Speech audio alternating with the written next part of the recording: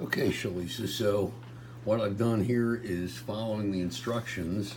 I've set up in A123 the numbers, and then I went and I set up the month. And now what I'm going to do is I want to come down to 360. So I'm going to do 1, 2, 3. Then I'm going to highlight them, and then I'm going to catch that little I'm going to drag it down now. As you can see, it's dragging. I won't drag it all the way, but I would drag it down to 360. So now my starting amount I know is, and I'm going to format this column for dollars and cents. I know this column is our starting amount, and that's $175,000. Okay, and now we got to do the payment. Okay, so the payment, we're going to go to row 5, column C. I'm going to go right there, and I'm going to click Insert, Function, Payment, and this box is going to open up over here. So I'm going to click on Rate, which is 4.5%, and then I'm going to put the divide sign, and I'm going to type 12 because we want it to divide by 12. The number of periods is 30 years times 12 will give us months. And the present value, I'm going to put a minus in there because that's how we get the numbers to, that's what we actually borrowed, was 175,000. Okay, and FV for future value and type, I'm going to leave blank. I'm going to click done, and I've got 886.70. That's my payment, and that's correct. So next thing I'm going to do is so I'm going to go to payment. I'm going to type the equal sign, and I'm going to click on that C5 and press enter. Okay, now I'm going to go put in the print. And now I want to go, okay, I'm going to the next page, column C equals payment we calculated above. Okay, so we did that.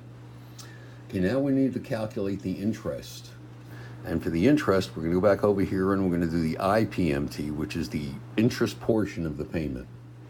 I'm going to click on it, and I'm going to do the same thing. Rate is 4.5% divided by 12. Now, periods, what we're talking about here is a single period.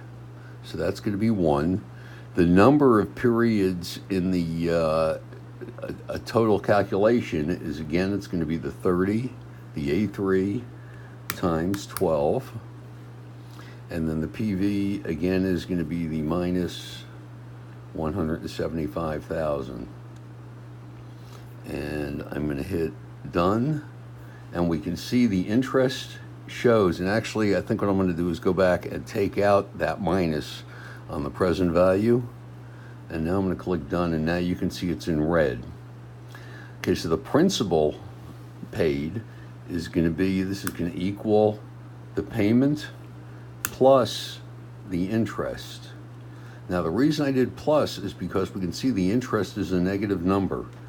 So when I add the two, what Excel is actually doing is subtracting the interest from the payment.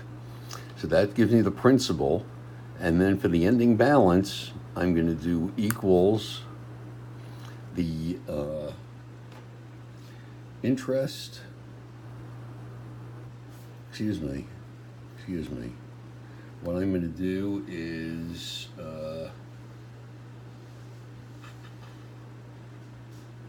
B12 minus E12. So this is going to equal B12 minus E12. That's the principal.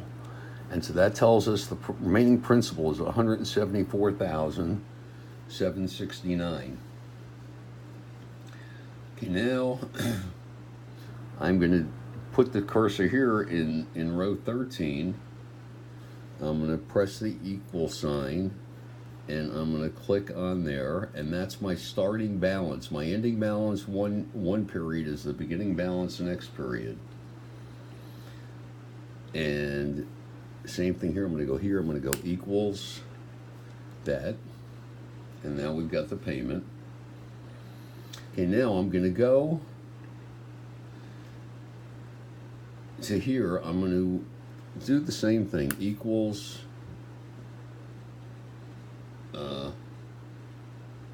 this. No, excuse me.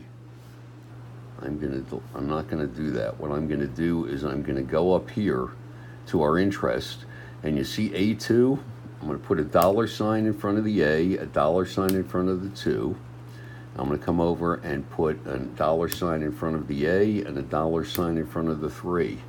What that tells Excel is these are absolute numbers. These are references, so these references stay the same.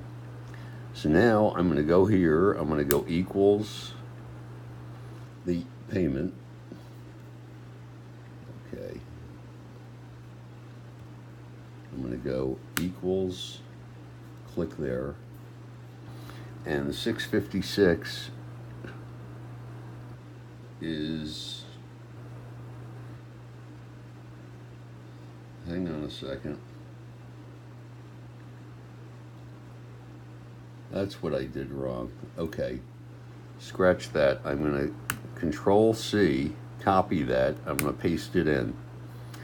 Okay, but now what we see is A3